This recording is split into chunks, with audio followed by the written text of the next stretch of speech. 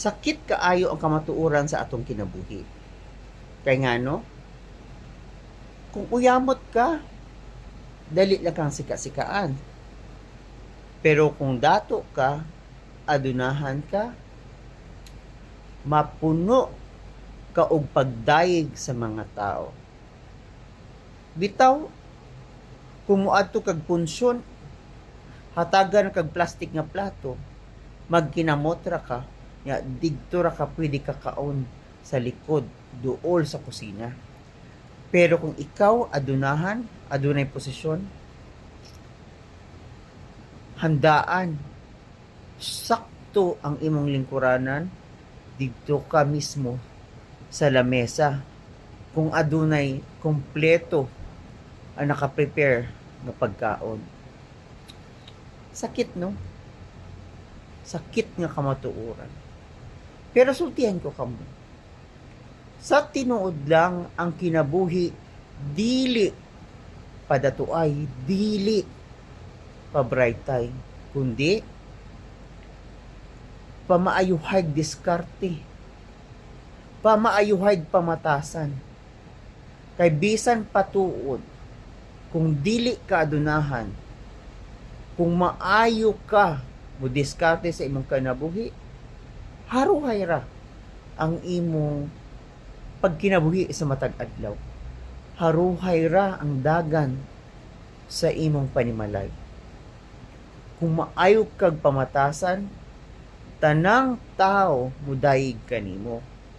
Dili tungod kay ikaw adunahan, kundi maayo kag pagtagad, maayo ka og kasing-kasing, dili ka lisod sabton ug labaw sa tanan matinabangon.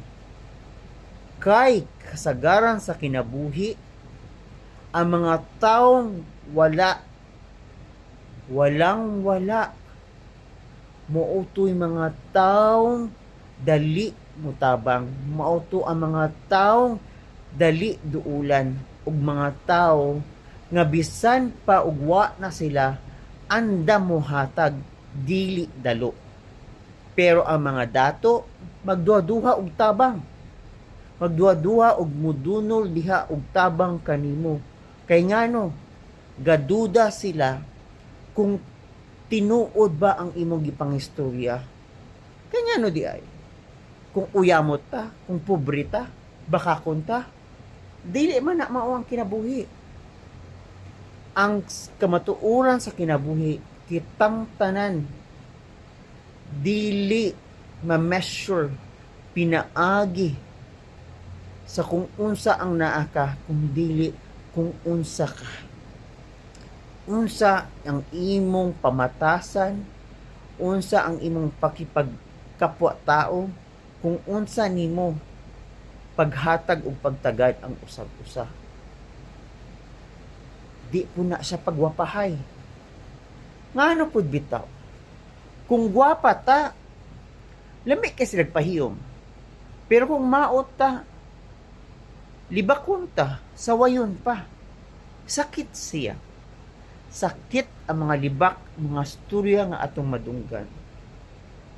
Apan, dawaton na lang nato ang kamatuoran. Kay pag-abot sa panahon, pareho ra man tagpadulngan. Pareho ra taglubnganan. Yuta, ilawom sa yuta. Pareho ra ta nga mahimong abo ning kalibutan.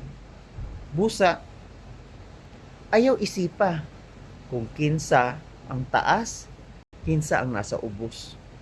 Ayaw pag-isipa kung unsa ka, kung dili, kung unsa nimo pagkinabuhi dinhi sa kalibutan nga wala kay natumban nga laing tao.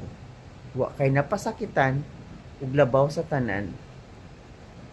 Wa ka nagtan-aw nga nakaminos sa imong isig kaingon.